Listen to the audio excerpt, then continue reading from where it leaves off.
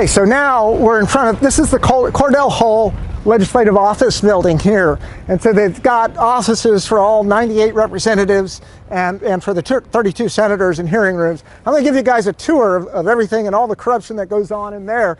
And then after that, we're going to end up across the street over here. If I pan the camera up here is the Tennessee Capitol building.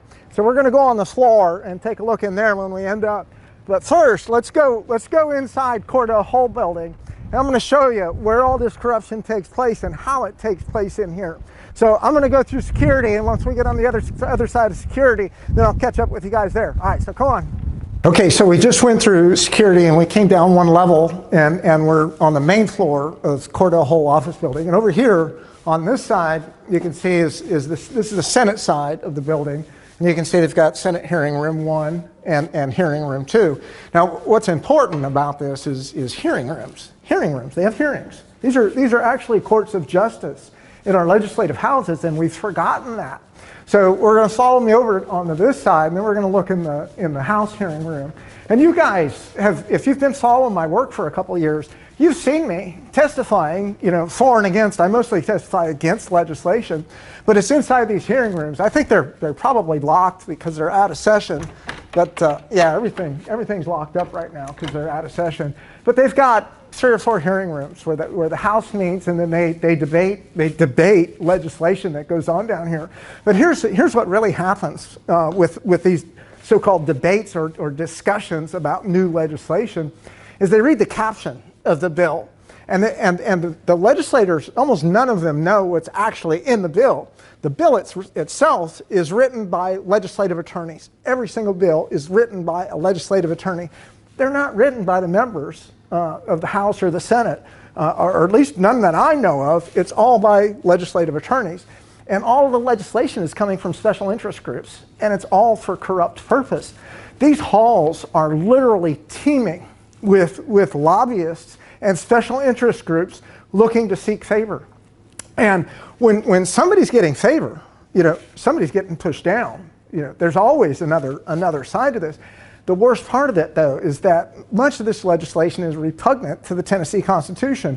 I think it's Tennessee Constitution Article 11, Section 8, explicitly prohibits special interest legislation. But our senators and our representatives have forgotten, and they no longer understand what's in our Constitution anymore. And so they just routinely violate it. So we're going to go hop on the elevator. So let's go take a look up in the legislative offices upstairs. Let's go. Okay, so I'm on the 5th floor in Cordell Hull building, and these are the legislative offices. And if we walk down, like, this is Representative Travis's office. This is Subcommittee Chairman Boyd's office. There's some conference rooms around here. But this place, literally, January through May, when this place is in session, especially January, February, March, this place is literally teeming with special interests and lobbyists that are going to these members saying, we want this new legislation, or we want you to tweak this legislation a little bit. And here's how profound this is. They propose about 1,500 bills every legislative session. 1,500 new pieces of legislation are proposed almost every year. When you count up that each member can propose 5 bills, and then chairmen or committee chairs can do like another 9 bills. When you add that up with all the members, it's about 1,500. And they literally pass about 900 pieces of legislation.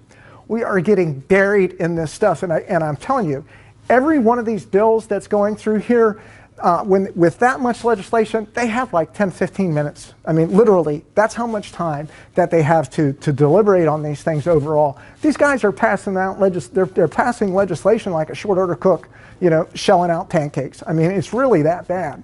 So this is where, you'll literally see this place, just lobbyists up and down. They're all making deals with legislators, trying to get their own little thing passed out here. And nobody understands this whole legislative process and all of the corruption that's going through here except for me. And there's nobody talking about it. Nobody knows how to fight it like I do. when we look at other things that are happening in here, you know, and some of the chairmen, they'll have a pre-bill hearing before they go down into those hearing rooms and discuss the legislation. They'll be like, yeah, here's what we're going to talk about. And they all get together and huddle in, you know, before they do it in public. All of the, you know, these little closed door proceedings that are going on.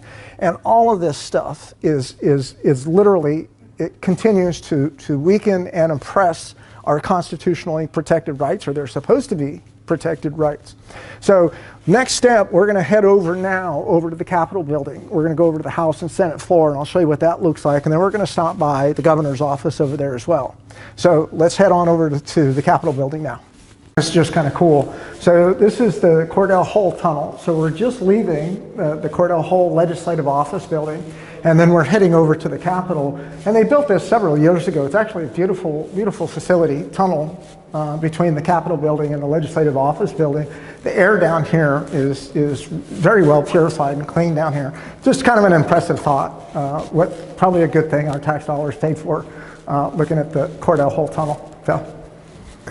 All right, so now I'm over in the Capitol building. This is the Senate chamber, beautiful, beautiful facility, but this is where the Senate debates the bills.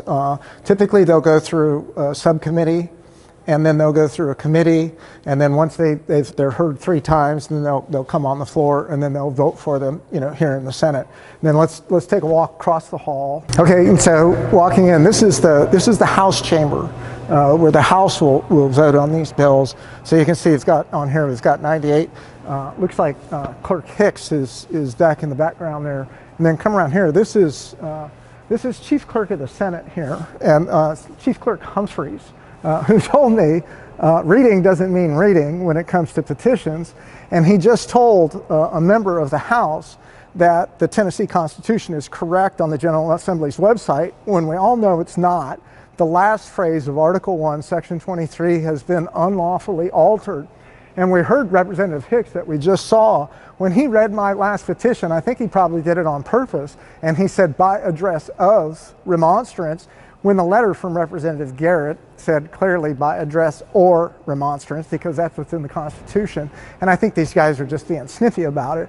But it's happening because the Chief Clerk of the Senate, he's the one that's responsible for that Tennessee Constitution, that fraudulent version of the Tennessee Constitution that's on the General Assembly's website. So now let's take a walk downstairs, and I'm going to show you the governor's office, because everything that's happening on the floors of these houses, and everything that's happening in the Legislative Office building over in Cordell Hull that we talked about, all of that legislation that's repugnant to the Constitution, it can't get through except going through the governor's office, the last step. So let's go down and take a look down there.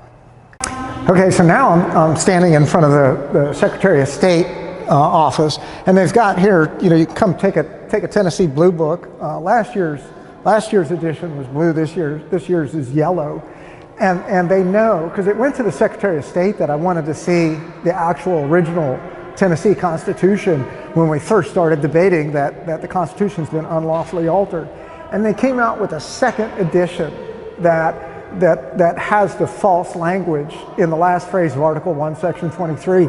So it doesn't seem like it's a typographical error. It seems intentional by government that they're putting out a false version of the Tennessee Constitution that strips us of the right. So let's go walk down here. We're going to go just down the hall is the governor's office. Now I talked about, you know, all that legislation that comes from, you know, the House and the Senate that gets approved over there.